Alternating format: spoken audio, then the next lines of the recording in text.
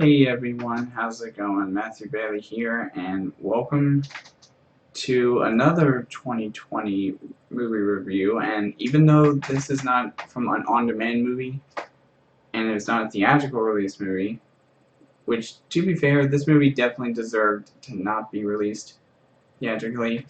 And I didn't know if I wanted to do the review for this movie, but I'm doing it now, and that is Artemis Fowl. Yep, Artemis Fowl.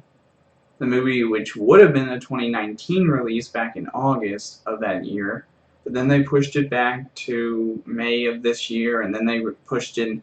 Then they decided just to take it out of the theaters entirely, even after this whole virus situation stopped, and decided to put it straight to Disney Plus. And I have to be honest, I'm glad they did that. I'm glad they put it straight to Disney Plus because. But the only thing the main disappointment about the whole situation with them putting it into Disney Plus is I think the budget for the movie was like $125 million. All that just shot down the drain because I just got finished watching this movie earlier this morning. Yeah, it's currently like in the afternoon time and I'm recording this, but I gotta say, this movie was only an hour and 35 minutes long. And we start to get a feel of Artemis Fowl because I only think I read the first book of the series, and which is what this movie's based on. But it's like the main focus is supposed to be Artemis Fowl, and then we go down into like this whole fairies and dwarves and trolls world, and not to be confused with the Trolls movie, but either way, this movie just, I cannot believe that this movie was so bad when I started to dislike it as soon as the whole introduction to the fairies world and everything came into play. And when I saw that that there was only 30 minutes left and it still looked like it was in the middle of the movie, I was just like, oh my gosh. And plus, there was even some scenes I think that were in the trailer that didn't even show up in the movie. I mean, I don't want to spoil anything, but I mean, I have a feeling a lot of you own Disney Plus. Hopefully, you do. But I gotta be honest, it makes much more sense to watch a movie like this on Disney Plus as a Disney Plus original than frickin' seeing it in the theaters. Because if they had kept it being a theatrical release, it probably would not have made all that $125 million. It probably would have that like worldwide, but US wise, I don't think it would get that much. So I guess it was smart on Disney to just straight out release it on Disney Plus because this movie was awful. I mean, they turned this is the first time that Disney has actually, well, actually, no, my bad. This is the second time Disney has made a mistake when it comes to their franchises, to franchise material.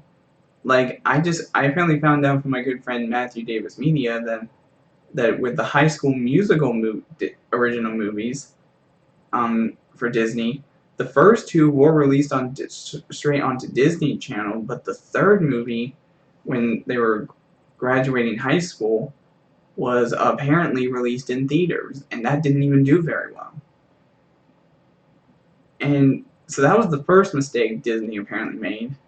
And then they have this Artemis Fowl movie that they just totally wasted. I mean, the fact that they spent $125 million to make this movie, and then just flat out release it on Disney Plus. And I can tell you right now, if they had released it in theaters, they probably would have made enough money to make the potential sequel that sort of gets hinted at near the end of the movie. But what's the point in making a sequel to this movie? I mean, they should just flat out keep it the way it is. A single failure of a movie that doesn't really make sense to me. I feel like if they really wanted to do this movie justice, they would need to actually read the freaking source material. But let me just give you my rating of this movie. So for Artemis Fowl, honestly, this is the first time I'm ever doing a review for a movie where it gets a solid 1 out of 5. Yep. 1 out of 5. It was so bad that I don't understand why they decided to do this in the first place. I mean, I feel bad for the people who actually had to be a part of this movie, specifically Josh Gad. He is a big-time Disney actor, and this is how they repay him, by putting him in this god-awful movie.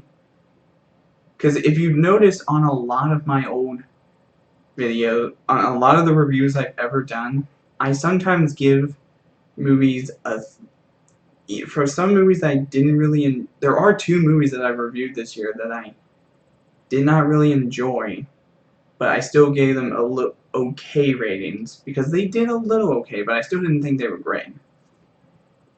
But this movie definitely tanked. So, anyways, that's all for now in my review of Artemis Fowl, and I will see all you dudes in the next video.